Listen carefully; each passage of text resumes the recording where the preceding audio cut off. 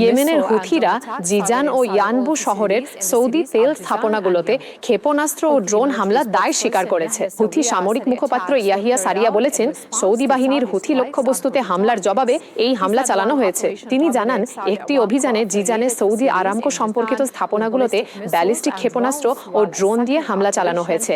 আর দ্বিতীয় অভিযানে ইয়ানবুরের স্থাপনাগুলোতে ব্যালিস্টিক ক্ষেপণাস্ত্র, ক্রুজ ক্ষেপণাস্ত্র ও ড্রোন ব্যবহার করা হয়েছে। সৌদি আরবকে ইয়েমেনের ওপর অবরোধ অব্যাহত রাখা এবং দেশের সার্বভৌমত্ব লঙ্ঘনের অভিযোগ এনে এই পরিস্থিতিকে অগ্রহণযোগ্য বলে উল্লেখ করেছেন।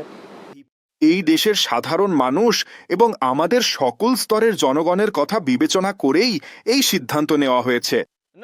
এই স্পষ্ট ও অপরাধমূলক আগ্রাসনের জবাবে ইয়েমেনি সশস্ত্র বাহিনী দুটি গুরুত্বপূর্ণ সামরিক অভিযান পরিচালনা করেছে। প্রথম অভিযানে জিজানে আরামকো সম্পর্কিত সংবেদনশীল স্থাপনাগুলোতে ডজন খানেক ব্যালিস্টিক ক্ষেপণাস্ত্র ও ড্রোন দিয়ে হামলা চালানো হয়েছে। আর দ্বিতীয় অভিযানে ইয়ানবুর সংবেদনশীল আরামকো সম্পর্কিত স্থাপনাগুলোতে একাধিক ব্যালিস্টিক ও ক্রুজ ক্ষেপণাস্ত্র এবং